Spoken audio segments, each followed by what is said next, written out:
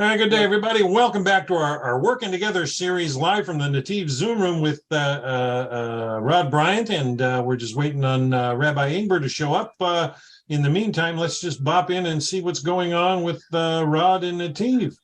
Rod, how are you? You're live on the Noahide World Center YouTube, Facebook page. What's going on with Nativ lately? Oh, man. And things are going well with Nativ. We've got a couple of new families that have just joined us recently for the live classes. I just want to encourage you, if you're seeing this for the first time and you don't attend the regular live class, man, please consider joining us. You're going to have a great time of study and learning. Listen, all the questions that you might address and might want to know answers to, I don't know all the answers, but what I'm saying is we live in a community. We've been studying like this for, what are we going, 10 years now, Sandy, I think 10 or 11 years, roughly. Any question that you would have, we've already begun to find out and know the answer and can share it with you. There's a lot of information out there. There's a lot of different rabbis that are teaching. Some of them know quite a bit and others don't know enough. I was really heartened today when I found out that over Shabbos in the Jewish community. Yeah, some of them are so specialized, right? Oh, no, I know. That's exactly it. They're specialized. And so in the Jewish community here, Rabbi Wolbe said they were having a discussion over Shabbos about the laws for the B'nai Noach and how they apply. And that was very heartening that these Jewish men are having discussions along with rabbis about the laws for the non-Jew and how to help those who are in search of Torah. Very necessary, sure. Very, very exciting. Excellent. So good to hear. Yeah, and we've got, like I said, it's a fantastic time right now for our community. Our classes are going well. Of course, we're going to have a break, probably with Rabbi Avener until I believe it's April the 4th or 5th. He's going to be taken off because of Pesach and Purim and Pesach. And then we have Rabbi Weissman, who he's not canceling any classes yet, right, Sandy? Maybe next Tuesday, but I don't know. Yes, it's kind of on a week-to-week basis, maybe Right. How he's feeling and then how the holidays fall. Right. So Yeah, make sure when you there's stay up holidays, to we all date. try to respect their schedules, sure. Right. The important thing is to stay up to date with what's going on in the community And why it's going on. Yeah, absolutely. Look, I mean, we had a discussion this morning before class with individuals who were Noahide, who had children or young, kids that they want to have some type of relationship with other Noahide children and young people, especially for the potential of, future possible marriage. And so it's important that we begin to network and connections. come up with some responsibility, some leadership to do it. So anybody feeling like the urge to do it, I would encourage you to jump in. I've had a couple encouragements from Jerusalem to work on a child curriculum for just for schooling purposes, maybe homeschooling of sorts. But I've even talked about maybe one lady's willing to maybe be involved and volunteer. But I'm pondering the notion of maybe doing some animations and setting them all up, and there's a lot to it. But one rabbi in Jerusalem put me in touch with a lady who is strong on school ethics, and and I wanted to input that as well, and I haven't made that connection yet. I've tried, but just hasn't come together yet. But who knows? I mean, I think encouraging it is definitely the starting point. Especially for young people, you don't want them to grow up isolated in a bubble and then wake up one day and realize the world's a much bigger place, and then they just get sucked into it real quick. We don't want that to happen. Absolutely. And also, I'll throw in the Noahide mitzvah course that we have put together through YPS should be on tour anytime in the near future. They have agreed to post up all 60 lessons. So teaching beautiful. about Noahide laws, teaching what the sages of blessed memory say about the B'nai Noach. So it's a great opportunity to not only educate the non-Jew, but the Jews that are watching and being educated. Rabbi Ingber just entered the room. So Dan, I'm going to turn it over to you. All right. Well, this is why we're here now. Last week was a great message. He went through some wonderful points out of Jonah chapter 2, and then started to break into Jonah chapter 3. I know this is our third part dealing with the book of Jonah. I'm not sure what the rabbi has in store. Rabbi Ingber, are you there? We're going to turn the class over to you. I am here. I'm getting a So delay good to on be with you, my sir. And You guys hearing me okay? yeah, I'm capturing your voice all right. Good. I have some kind of delay. It's kind of weird. I'm speaking and then I'm a second behind myself. Okay, so all right, a little confusing. All right, good to see you all. We did start Jonah. We've done a couple of sessions where we are up to the 4th chapter, actually. And so today we're gonna finish the book of Jonah. And next week we'll talk about it more, but I want to talk about the book of Jonah, and then at the end, something that's very related to both this time, what's happening now, and to the holiday that's coming up, which is the holiday of Purim. I'll explain a little bit about that, and we'll talk a little bit about one of the very strange commandments of Purim in light of the story of Jonah, and then we'll hopefully have some discussion about it. Okay, so we're up to the 4th chapter. So in the 4th chapter, we said that after God sends Jonah, I'll call him Yonah again, the Hebrew term, Yonah to Nineveh, he comes back and Yonah says, okay, 40 days, Nineveh will be destroyed. Nineveh hears the rebuke and they repent. As I said before, repent's a bad word. The word is return. Tshuva, returning to what we are, to our essence, which has a place that we want to be connected to God. And so they return, they do tshuva, and God doesn't destroy them. Yonah gets very upset. And we said last time in the verse chapter 4, Vayira el Yonah ra gadol, it was very bad for him. And he Vayicharlo, he got upset. He got sick, actually. He was so upset he got sick. And it's very weird. We said last time, how do you get upset? You just got people to change. That's very good. We have a few explanations. One that we ended with last time, was that Yonah knew they really didn't fully change. They still had idolatrous beliefs. They still looked at the world as if there is, instead of saying there's a creator, they still attributed power to other forces in the world. They really had not changed in their essence. They did externally, they returned all stolen items, which is great. But Yonah said they didn't really change fully. It's God, you forgave them. Now, why did that bother Yonah so much? We said it bothered him so much because he knew prophetically that these people, the Assyrians, were going to destroy his people. They were going to exile the 10 tribes of Israel. And so he's like, well, these people are not really good. Why are you keeping them around? And this is what got Yonah so upset, that he felt that that God was compassionate to them, even though their tshuva, their returning was not sincere and was not complete. And he saw prophetically, in terms of historically, that this was going to be bad for the Jewish people because they were going to be the ones to destroy the 10 tribes. And I said, this is what we had last week, and this is a very, very, very important lesson. We talked about last time how you see things that are happening, but God's got a divine plan. And things are being moved in a certain direction. What you want to do is you want to find out, what's my role in that divine plan? The person who wants to control it is in a lot of trouble because you can't control it. You can do your part. And that's why sometimes you can try something because your logic dictates this is the right thing to do, but sometimes you have to pull back and say, well, if God doesn't want it to happen, it's not working, maybe I shouldn't push it. Because there is the interaction that is all the time. We are put in this world, we must do. God gave us commandments, we must do. But he's got a grand plan of where he wants things to play out. And it's a dichotomy in a human being, because if I tell you, listen, you're made in the image of God. You could do. So you know what happens? I could do. It's me. And then the person pushes things and believes that they're in complete control.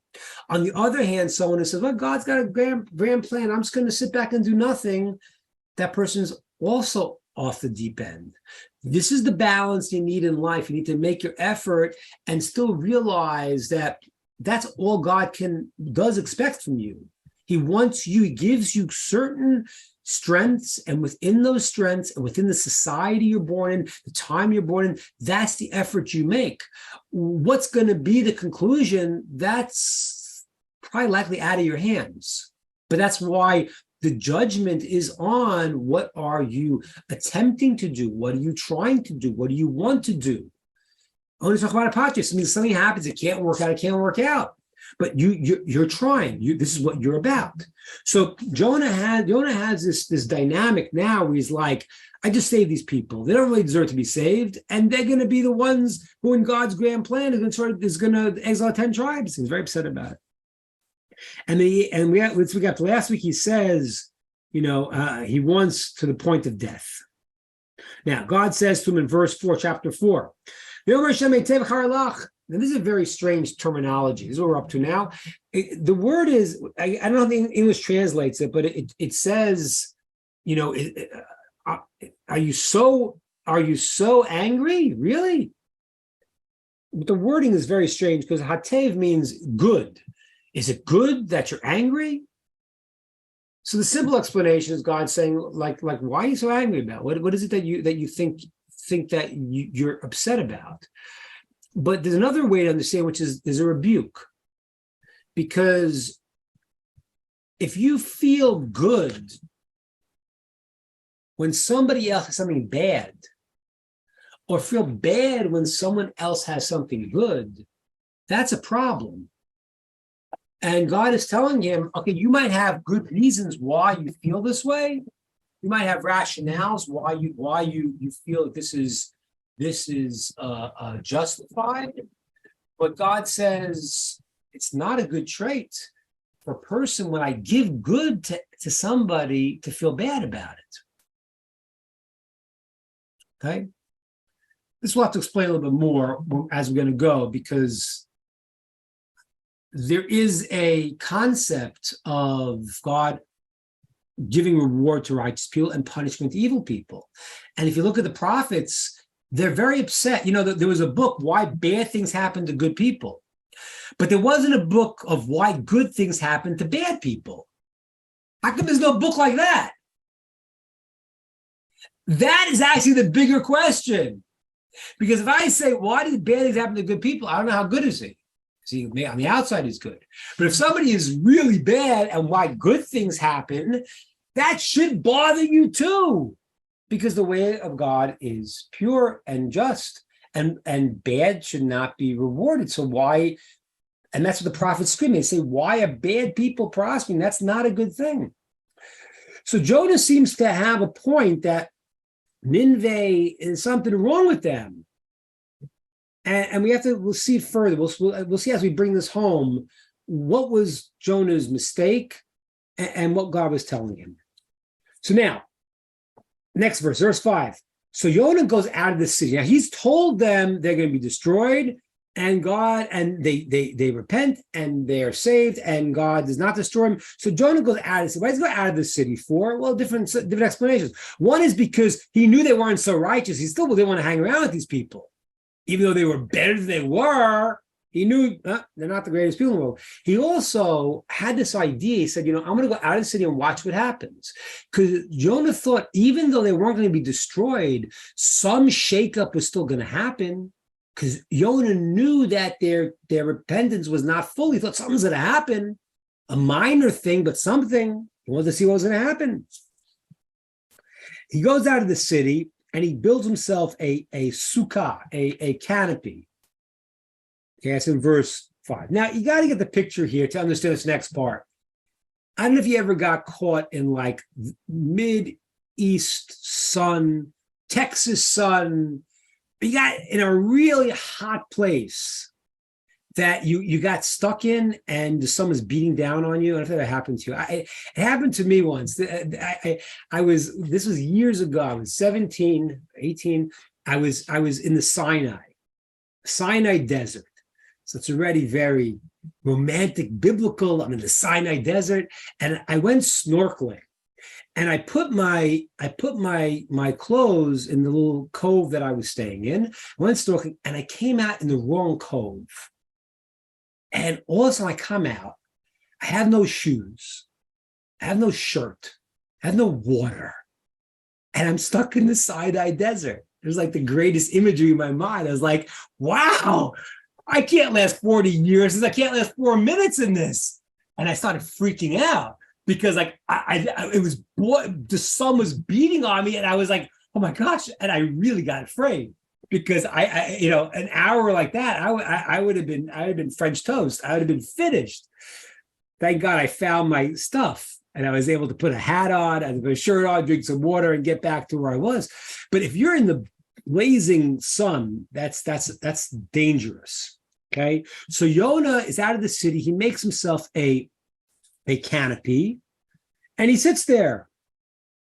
And now in verse 6, God now makes this kikayon tree, a certain type of tree with beautiful leaves. The Talmud describes all its leaves and how beautiful it was, and it grows overnight over Yonah. Okay, now Yonah's totally protected, because before he was only partially protected. He had a little canopy, but the sun kept hitting him. He had to hide it. Now he's totally in the shade. And Yonah, it says, has tremendous joy. He sees this beautiful shade that's above him now, and he feels protected. He feels secure, and he feels really happy. So as Yonah's had a very rough life, ups and downs, in verse 7, next morning, before dawn, God sends a certain type of worm, and it kills the tree. And now, in the morning, Yonah wakes up, and the sun's beating down on him. And then God brings a ruach kadim charsit. That's like a desert wind. In Israel, they have something called a chamsin. When the wind comes into the desert, it's really hot. So this heat wind comes in. The sun's beating down on him now, and he faints. He literally faints. So it says, Vayit Aleph. He faints. And he says to God, I don't know if he said it, as he's fainting, before he's fainting, in his fainting state, he says, I'm done. Just let me out of here. Delirious. He asked for death, essentially. And now God says to him, gives him the rebuke we need to understand. Says to him, God says, are you really that upset over this? You lost the tree? You lost this? Are you that upset about it? And he says, yeah, I'm so done. I'm upset to death. I'm finished. So now God gives him the rebuke in verse 10. He says to him, you're so upset that you lost this tree, that you did not work on at all. When you work on something, you like it. Very, very important. If anything that comes easy come, easy go. Things that you work on, you invest yourself in. I've mentioned this to you before. That's what the problem in the Western world is, understanding love. They misunderstand the whole idea of love. The idea of love, the word for love in Hebrew is ahava. Ahava is from the root ha, which means to give. So, like, there was a book by a psychologist. It was a decent book. He had some good points, but some fundamental mistakes. It was called "Getting the Love You Want." So, when I heard the title, I knew the book was flawed, because that was the name of the title. The title should be "Giving the Love You Should." Let me explain to you why. Because let's imagine now with a child first, maybe easier than with the spouse, but it's the same principle. I have a child. I invest in this child. I work with this child. So what I'm doing is I am planting myself in this person. Every human being naturally loves themselves. That's why God created it, so that we have a sense of oneness. There's a story about a guy, he was on death row. He tried to kill himself many times in the ancient days. And what happened was, then they were bringing him out to kill him, and a stone from the wall, from the roof, was about to fall, and he jumped out of the way. It's an instinct to preserve ourselves. we feel close to ourselves. When I invest myself in someone else, I become them and they become me. So the child that you give to, you will see that you have this closeness to. A story that happened in Europe. I remember the story. It was during World War II, and this was a family, a mother, father, and a child, and the parents were the father was separated with the child, the mother was separated. And after the war, when they were reunited, there was a certain bond that happened between the father and the son that the mother couldn't really replace, because she didn't have all those years that she invested during the challenges they had. The word in Hebrew for love is ahava, which means I give. As I'm giving to you, I am you, I naturally feel connected to you. And that's why it's a mistake. Everyone thinks, oh, the love is, I got to get out of you. Well, yes, if it's not reciprocal, it's going to be a problem, of course. But what happens is in a normal relationship which doesn't have this problem is when I am now investing myself in the other person, it's a natural response to do the same. If that person is not, then needs counseling, needs intervention. But the normal response should be it's reciprocal. And then I am invested in the person. I feel that love because I am that person.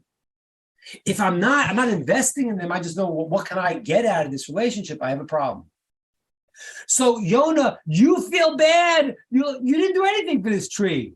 When a person works on a project, they feel something because they invest in. That's why in Hebrew, the word for money in the Talmud is called damim. Damim means blood, because I'm investing myself. That's why a person goes and does a job and you don't pay him on time. It's a problem, because what's happening is the person is going and investing themselves into their labor. So Yonah, you feel so bad about this tree you didn't work on? You didn't work on it. You didn't grow it. It was here by day and gone one night and one day it was gone. Which means that there was no time to feel the investment. You feel so upset about it. God says, and this is the conclusion of the book. And God says, if that's true, and I will not feel compassion and a loss on the city, the great city of Nineveh, that has in it more than 12 ribo. That's 120,000 people. 10,000 is more than 120 people that do not know from their right hand to the left hand, and animals, and many, many animals. And what does this mean at the end, that these people don't know their right from their left? Well, what is God saying to Yonah that, and these people don't know their right from their left hand, and therefore I shouldn't have compassion? What does that mean? Let's understand. Yonah was upset because they did not really repent fully. That's what he's upset about. They didn't really get it together. It's kind of, they faked it. They did a little bit. God says, but don't you see? There's a place they don't understand. It's not an intentional action. When God judges everyone, he judges them based on their situation. I don't know any person's situation. You don't either. So God says, there are many people, and that's why he says the animals too, because the animals don't know what's right and wrong. A lot of these people just don't know. Now, I want to answer a question though. Does that mean that it's okay to do the wrong thing because you don't know? Doesn't mean that. Doesn't mean that. It means everyone's obligated to go and to find out. But the judgment on the person who is accidental is obviously going to be different than the person who's intentional, right? If a person knows they're doing the wrong thing and they still do it, that's a worse scenario than a person who doesn't really know. And that's the whole tie-in here. We have to understand this. So Yonah is upset. He feels like these people didn't really change fully, and still you save them. And in the global picture, they're going to cause bad things in the future. And God says to him, when God's judgment is not a person's judgment, Hashem is looking at every individual and every nation. And what's happening is that there are people who could do better, should do better. It wasn't that there was no judgment on Nineveh. Eventually they were judged. These people, as they got worse and as they did certain things, they were judged negatively. But the judgment is for the purpose of the good of the people finding a way that we can see and direct them towards the good. Hashem does not want to punish anyone. He wants a person to learn and change and grow and become wonderful and great. And therefore, Yonah, what are you pushing here? Why are you pushing this idea? Why are you pushing that? That is the backdrop of this. Now, I want to discuss this a little bit today. Jacob, I think your thing is flashing in and out. I don't know if that's giving a problem for anybody, but it's kind of like a little psychedelic right now. Okay. So, all right. Matrix has a glitch. Yeah, exactly. Jacob, maybe put the video off. Maybe put the video. Yeah, it's better. It's better. You see you better now. Anyway. So now let's understand this. There's a lot of things to talk about now. It's about judgment. First of all, I mentioned this to you many times. There is an idea that some religions have called grace. And they find that as a positive idea, that God just gives you a bye. It's not a good idea. Let me explain to you why it's such a negative connotation. I told you before, but let's understand. I have my 3-year-old child. I'm having them help me do the dishes. Okay, are they really helping at 3? No, underfoot. Right. You are doing this to make them be busy, keep them out of your way, make them feel good that they're doing something, but they're not really doing anything. Now the kid grows up and the kid is 10. Do you not want the kid to maybe be doing something that they're actually doing something? Of course you do. Your goal is that you were 3, you couldn't do it. Now you're 10, you can. And it's not because I need the dishes, because I want you to be a valuable person. Therefore, the idea that God would say to somebody, listen, you can't do anything anyway. You're a klutz. You're a disaster. Just pretend you're doing something because you can't really do it anyway. That's not good. That means the person is not a human being. So the judgment is not about giving a bye. That's not the goal. Compassion, and I think I shared with you before, the word in Hebrew, rachem, which means womb, or rechem. That's why the mother has this feeling to the child. Rachem, she has rachem, she has compassion. The word rechem is the same word in Hebrew. Also has the Hebrew word machar, tomorrow. Why? If I flip the letters around, I spell the word tomorrow. Why is it spelled the word tomorrow? Because the parent, when it says this child is, I see what they are tomorrow. You don't see it now, I see it. That means the compassion is not no place. The compassion is there's good in this person. There's greatness in my child. I see it and I have compassion. I want to bring it out. If somebody is evil through and through, that's a whole different story. When we see the goodness in our child, we have compassion because we see the greatness in them. It's not being brought to fruition. So one of the things when God judges us, He is compassionate. He waits. He will bring some negative things, but not to destroy, but rather to wake us up to change. He will go and not punish us immediately. He will make it slow. He'll give us the ability to return. But the goal is not that you got to pass because you can't do it anyway.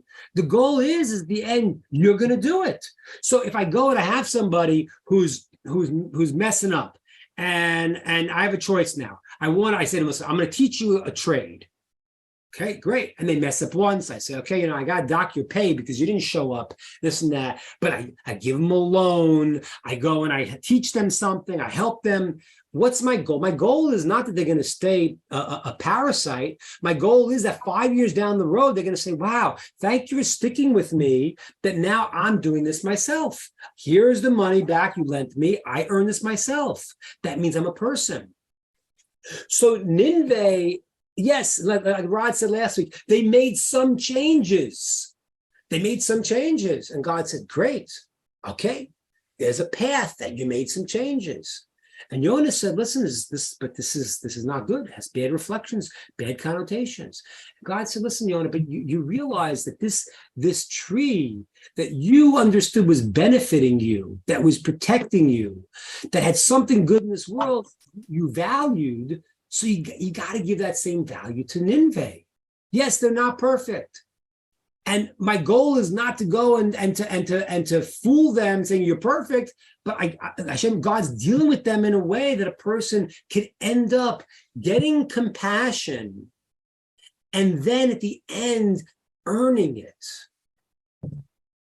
Giving a person charity to their face is not the same thing as giving a loan or a job.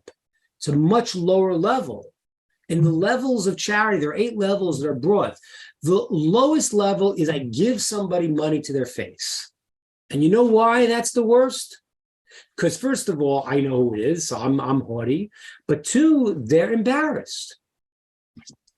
But if I teach them how to do something, I give them a loan, what I'm doing, I do it in secret, which is a little bit not as good as the loan, because the loan they're really earning themselves. The person then feels like a human being. So that is the dynamic. Nineveh, like many, many, many nations, has their shortcomings. Everyone has their shortcomings. Every individual has shortcomings. And God is working with us to say, fix up your shortcomings. So you got to push. This is not easy. This is problematic. This is hard. And the goal is now to say, okay, I realize the problem. How do I fix that up and become the person that I can and am supposed to be? That's the thing we got to hear. We got to hear that. We got to hear that there's a certain power that you're given, a potential you're given, and your whole life is to bring out that potential. And this is the part you got to hear also. Every interaction that's happening, every situation is happening, is a tailor-made opportunity to bring out your potential. And that was what's happening here. Nineveh, yeah, they're not perfect. Hashem says, but yeah. How much could I blame them for not knowing? There's some blame for not knowing, but not like you think, Yonah. You say they should be wiped out. All right, but my judgment, God says, is very precise. My goal is that they should succeed. And therefore, how can I hold them accountable fully the way you want me to, when a lot of it is a question of ignorance, that they don't know? Now, this I want to take as a jump-off point now for what's happening. This past, I don't know, weekend was hate weekend. I think you guys heard about that. You heard about that? Briefly. Amazing. I mean, it's like, they don't even polish it up anymore. Used to be they would make it like, oh no, this is something, something good, really. The Nazis, oh, we're moving you to a better place. Now they don't do that anymore. Now it's all right. Okay, it's called Hate Weekend, or Hate Day. And so, like, first of all, it's very fascinating, because I don't know if for many other groups that they would have called that, I think we would have had the CIA, the FBI, and every organization all over them. It seemed to be, I didn't see much of a response. What I saw was like, okay, Jews, be careful. It's hate week. And it's amazing because it's literally happening during the Purim time. That's what it was. Purim was hate day. It was Haman set a day where all the hate we're going to kill every Jew in the world. That was the plan. And that's what Haman called. And literally right before Purim, they called hate day. Now, I wanna maybe hopefully give some positive reinforcement and positive, hopefully defense to some in the world. We talked about Nineveh. We just learned about Nineveh, and God said, even though they had problems, there was a judgment that was given to them with some consideration of their issues. Every single nation in the world has a special quality. Every single nation in the world has a quality to bring into the good. Okay? Every single nation. And it's important to know, that's why it's important to know what nation a person's from. You know, even though today in the world there's a whole mixture of like, is that a bad thing? Is that a good thing? But it's not bad, because the person has a unique quality, and probably from their ancestors, they're bringing a certain quality that they have to bring back into using it for positive, into a positive way, and they have unique quality. By the way, it's same with language. Every language is in a certain. I always just tell people, there's a statement in one of the Torah sources says, I love this statement. It's in Aramaic, but I love the way it sounds. It says, Lishna kulmasa deliba. Love the way that sounds. What does it mean? It means Lishna, the tongue, kulmasa is the pen of the heart. The tongue is the pen of the heart, meaning that when I speak, I am expressing a whole worldview, what's in my heart. And if you look at every nation, you can see their qualities, right? Just think about their language. Think about the French. They're rolling, very, very smooth. Yeah, the French. Think about the Germans. That's the mindset. Every nation has a language. That's why there's the 70 languages. That's why every member of the Sanhedrin, the Great Court, need to know every single language. There's 70 nations. There's a Jewish nation. There's 70 members of the Sanhedrin. There was one that was on top, the leader of the Sanhedrin. There's 70 languages. There's Hebrew language. The Hebrew language, the holy language, is considered to be, I take white light and I put it through a prism, and it gives me the colors of the rainbow. 7 colors, which are 70, that is the white light expanding into all its parameters, which is why Moshe was commanded to translate the Torah to 70 languages. In Devarim, the book of Deuteronomy, God commands him to be'er heitev, to explain it well. It says to translate into every language, that every nation, everyone could have a connection through the pen of their heart, through their way of seeing the world. Every nation can bring in their good. And therefore, there's a bizarre, very difficult to understand commandment that we just dealt with, which is the commandment of Amalek, Mechias Amalek. Amalek was the nation that tried to kill the Jews. Haman was an Amaleki. And we are not commanded, we're commanded to get rid of this stuff. Now, how could that be? Can Amalek bring something in? Who is Amalek? What is this? What is this nation of Amalek? Amalek is the one reality that is not a question of I don't know. Amalek is I know and I don't care. When I hold a mirror up and I show a person that's doing something wrong, you know what they do? They put their heads down in shame because they know they're doing something wrong. When somebody looks me right back in the eye, says, I don't care. This is what I want. That's a very, very different situation than every individual or any nation having a shortcoming. That is in the root of the problem. Now, there are some tailor-made signs to know if someone's a Amalek. What's a tailor-made sign? One is what Hitler demonstrated, which is that he preferred to kill Jews than to save his own self. Right? Because that's what he did. When he had a choice to use the cattle cars or the trains to transport Jews to the crematorium or send arms to the front line, he chose to keep killing the Jews. It is a certain level that is so evil that a person looks and says, I don't care. God, you want this? I don't care. I don't care what you want. I want that. Amalek was the nation that originated that. They originated this concept. When did they do that? When the Jews came out of Egypt, the whole world shook. Everyone said, that's it. God has performed these miracles. Not a slave had never escaped Egypt before. No one. And now an entire nation, 600,000 people, that was the army age people, about 3 million people have just left.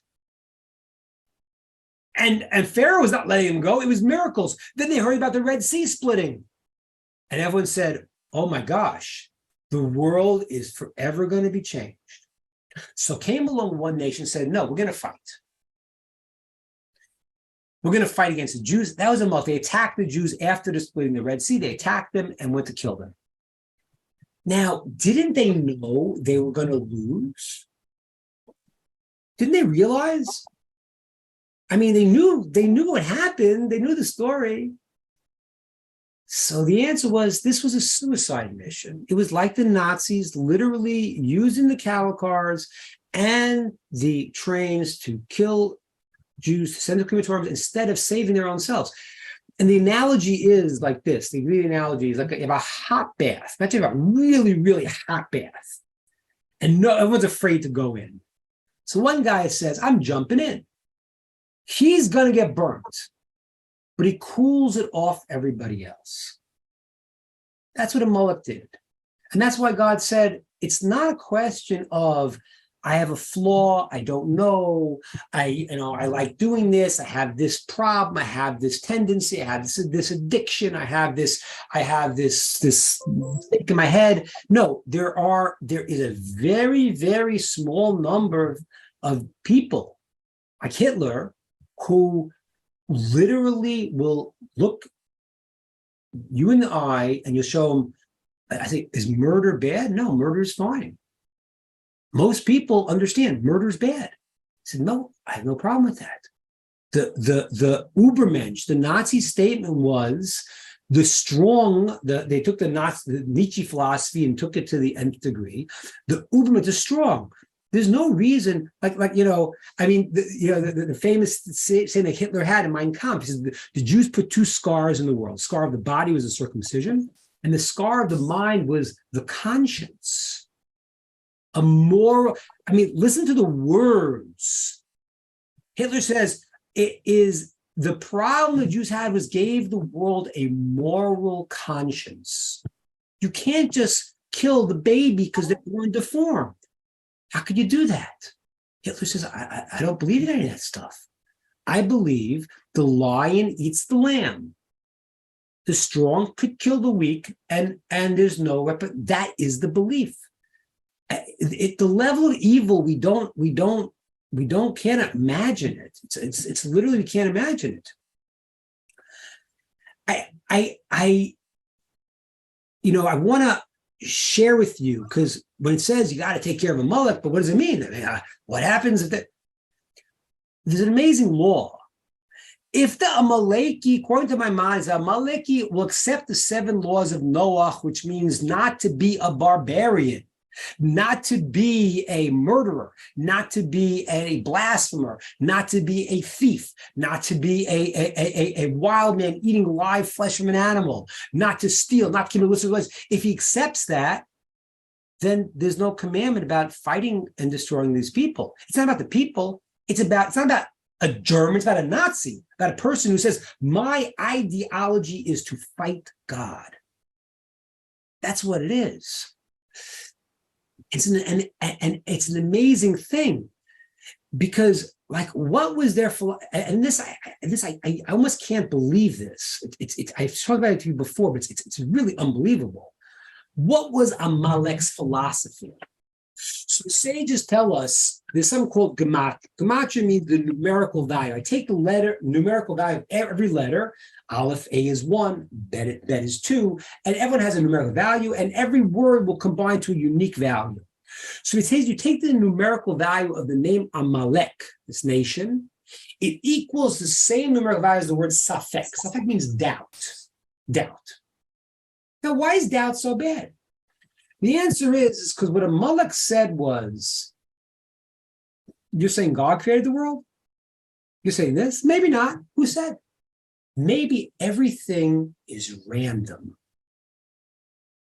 There is no purpose in anything. It's all random. That's what their philosophy was. Ladies and gentlemen, this is frightening that in modern society, that has become the leading thought. I think I said it to you. I might have said it to another class, so forgive me if I've said it before, but it's only because people don't think of the ramifications of what they believe.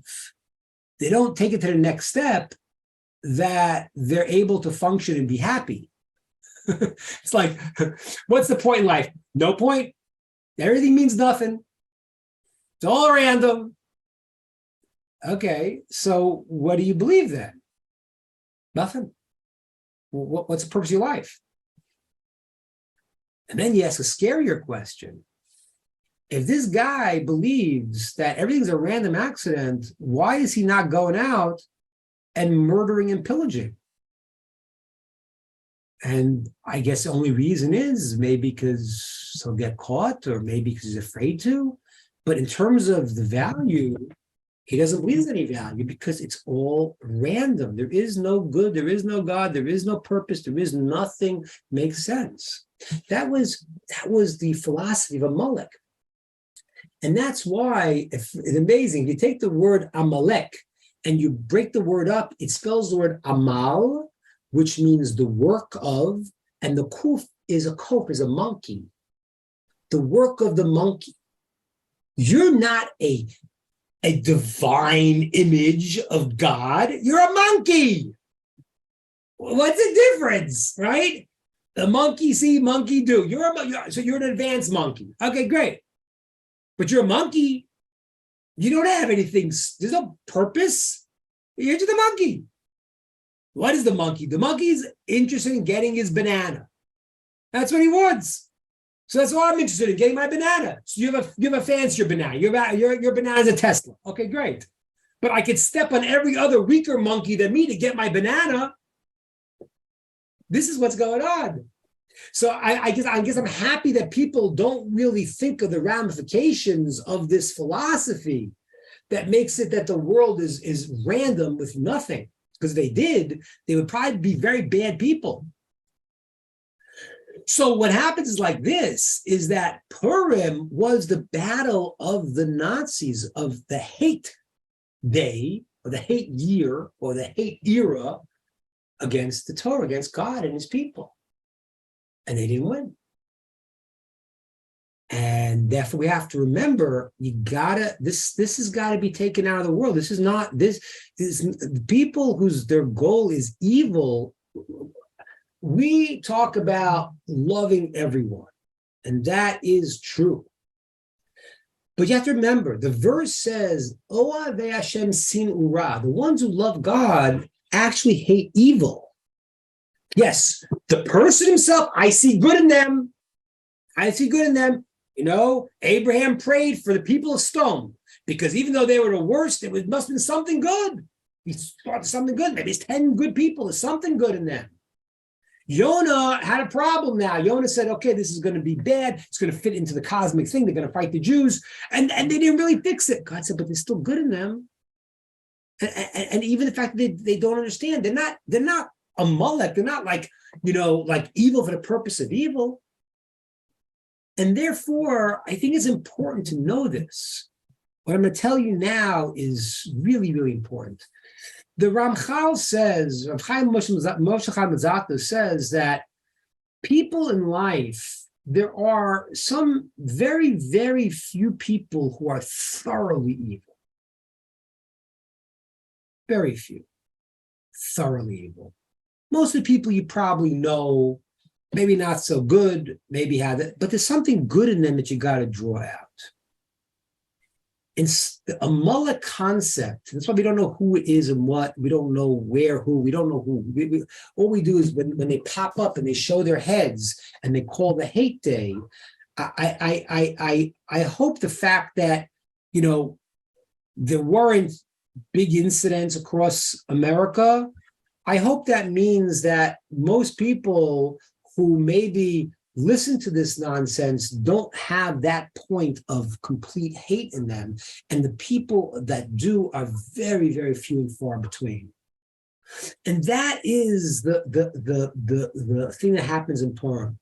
I always ask people, I have a question that I ask people a lot of times. If you look at the Torah portion, when God gives the Torah, does anyone know the name of the Torah portion that God gives the Torah in? It's Parshas Yitro, Jethro. Jethro came and he converted. And I always ask the question, I mean, I don't know, if you know, I was doing it, I would say, wait a minute, let's call this the 10 Commandments. I mean, this is like, yeah, Jethro. I mean, it's like, what is the, you know, I know it's not Jethro from Beverly Hillbillies, I understand that, but still, Jethro is the name of the Torah portion with the 10 Commandments appear. Aren't you Jethro? It's Parshas Jethro. Oh, it's crazy. And it's like unbelievable. Why is that? So this is an amazing answer. It's very true. The answer is because the Torah was able to be given only after Yitro removed the evil. He was an idolater. He was the leading philosopher of the idolaters. And when he said this is all nonsense, he removed evil from the world. When you remove evil from the world, goodness can come out. As long as you don't know what it is, you got a problem. And therefore, whatever, Amalek, whatever that evil in the world, we don't know who, what, hopefully we won't see more Nazis in this world and people like that. But every year we call out to God and say, remove the evil. He removes the evil step by step. The evil is not, what we're talking about is a shortcoming. The people of Nineveh had shortcomings. Every individual has shortcomings. Every nation has shortcomings. That doesn't mean that's not called evil. Evil is when a person could look at, when Hitler can say, you created a moral conscience that I can't just kill what I want to. No, I'm not embarrassed I kill. I'm not embarrassed I may. I'm not. That's a different level. That is a world, that's something that I it's amazing because I think America, you don't realize how much America has taken from the Torah in terms of its basic ideas of compassion, because this is not what the world was. I think I told you this also, but it just the whole. I mentioned it before. The fact that in Athens, the intellect of the Western world, they would kill a baby who was born with some deformity, and that was considered to be the proper population control. And we see these phenomenons. People expressing these same ideas now. It's contrary to the Jewish idea of true compassion. And so we don't realize that so much of the Torah has seeped into society that most of us feel, even if we disagree with someone, is that other person evil? The biggest problem that's happening in American society right now is the inability to think. And so people, if you disagree with me, you're terrible, you're evil, this and that. And they call everyone a Nazi, which is just stupid. Because that's not what it is. What it is that have a different opinion and learn to talk, learn to think, and you can communicate. But I don't think most of the people who have divergent views, maybe even opposite views than you do, I don't think that most of them are Amalek. Most of them are people who have some kind of mistake. They don't know their left from their right. I mean, literally. Tar, let's get the analogy here. I know my left from my right. It's like that. Is that happening in the world today, Tar? Yeah, we don't know. What's flying? People think. So okay, you got a problem. You got something wrong with your brain. I'm sorry. I feel bad for you. I feel bad that you've been brainwashed by everything. But it doesn't mean the person's evil. It means you may have a hard time getting through. The commandment of Purim is the battle of good and evil, which is not, and by the way, they tell you the same things. They tell you this all the time. Even the whole thing with Ukraine, It's the battle of good and evil. Let me just tell you something. For Zelensky to go compare it to the Nazis is insane. Because whether or not, and I'm not justifying the war at all, but it's a war that has reasons why the people are fighting the war. And if for example, one side would say, okay, we're not going to, we don't want to become NATO. We don't want to, so the war would stop. Hitler wasn't stopping when we'd say, we're not going to do what? His goal was to kill people. It wasn't a war of territory, a war of strategy, a war. It wasn't anything like that. It was goal to kill. So when we think in these terms of everyone else is a Nazi because we don't understand their opinion, it just makes us that kind of small-mindedness. The root of evil is really evil, and we don't even know how to take care of it anymore. We just got to call out. We had this week's Torah portion was to remember what these Amalekim did. Remember, they wanted to fight goodness. When we remember that, God says, okay, I'm going to now move it into the world to remove evil in the world. Right now, you can't go out and fight Amalekim. You don't know who anybody is. But you remember, there were people that were so evil. And God, we don't want that. And God says, you remembered it. You made it a point. You care about it. Okay, I'm going to remove these individual evil people from the world. And then every nation with its unique language, unique flavor, even Nineveh, everyone can now pull in whatever goodness they have and bring it to where it has to be, to unite it and to take that goodness from their unique way of seeing the world, their unique language, their unique view, and bring it into the system and elevate the entire world. Okay, that is my thought, and we are going to open it up to questions, ideas.